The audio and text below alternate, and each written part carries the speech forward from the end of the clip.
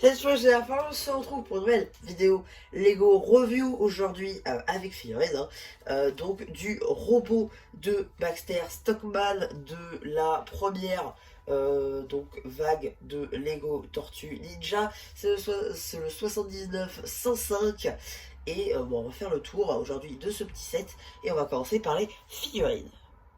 Bon, on va commencer parce que c'en est en réalité pas vraiment une, c'est-à-dire les mascottes de Baxter Stockman. Dans ce set, il n'y en a qu'une, et en fait, elle est en brick build. Voilà, le seul élément de figurine en fait qu'il y a dans cette construction, c'est simplement le casque de moto qui est ici comme la tête de notre mascotte. Ensuite, là, on a une figurine exclusive de partout.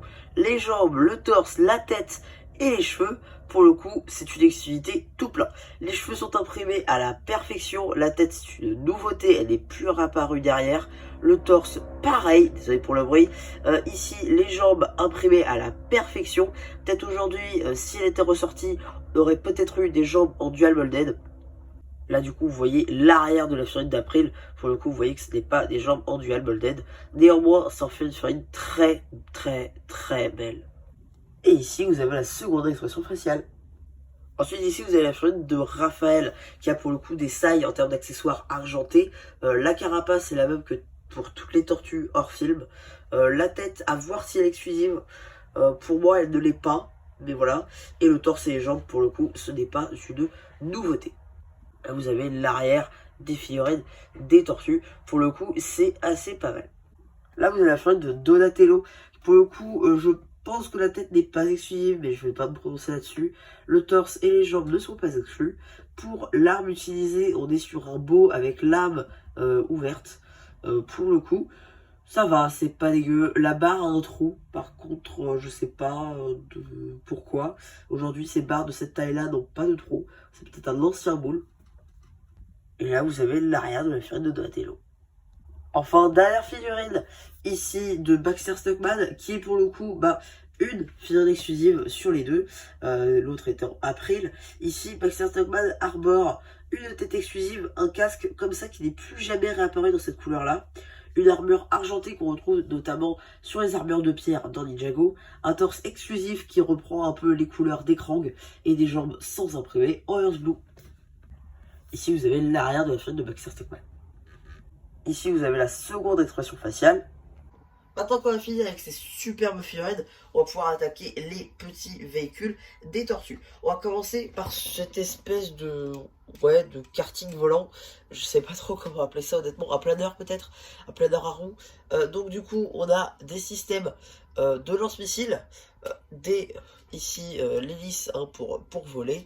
Voilà, on a la structure ici avec des tiles. On a le côté jaune qui ressort avec les ailes et le côté carapace pardon qui rappelle la tortue, le phare juste ici, le guidon, on va mettre une figurine au hasard, on va mettre Raph. Tac.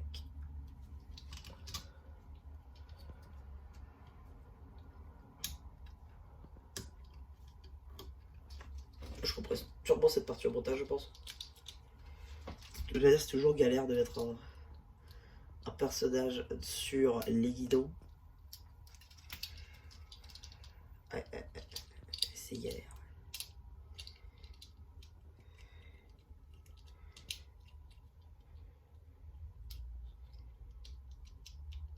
D'autant plus avec ces figurines. Voilà. Donc, voilà un petit peu comment ça rend, du coup. Bon, c'est bien sans plus. Et surtout, ce qui est pas mal, c'est que peu importe la tortue, on peut mettre leurs armes sur les côtés. Et avec Raph, ça fait des mini pointes. Et c'est cool. Alors, du coup, même s'il attaque comme ça, il a comme des armes sur les côtés. Donc ça, c'est plutôt pas mal. Et voilà. Voilà. Non, c'est pas mal, c'est pas mal. Juste, c'est pas un véhicule qu'on voit dans la série. Contrairement au suivant, qui lui fait incroyablement penser à un véhicule qu'on voit dans la série. C'est-à-dire leurs cartes, vous savez, à 4 là. 4 cartes qui peuvent se séparer en un. Enfin, en 4 cartes du coup. Et non, franchement, ça fait incroyablement penser à celui-là. Et ici, on a quand même le rappel de la carapace. Le siège ici, le volant, l'accroche du skate, D'ailleurs, un sticker, ça c'est plutôt cool pour la déco. Voilà, grosse roue à l'arrière et petite roue à l'avant, c'est surtout ça qui fait penser aux cartes. Parce que moi j'avais la version jouée en fait avec les fioles de 12 centimètres. C'est pas du Lego, mais voilà. J'avais celui-là et c'était vraiment comme ça.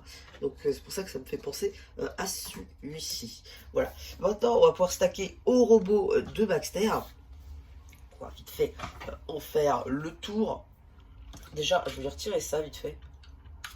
Voilà, ici vous avez un sticker que vous pouvez voir dans sa globalité à quelque chose près, ici, qui est en gros sur un gros panel de vitres. Ici, ça représente assez bien le robot qu'on peut voir dans la série, et c'est plutôt cool. Tac. Ici, on va venir introduire Baxter.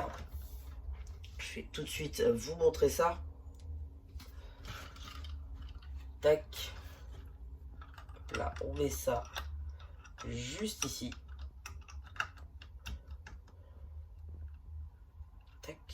Parfait.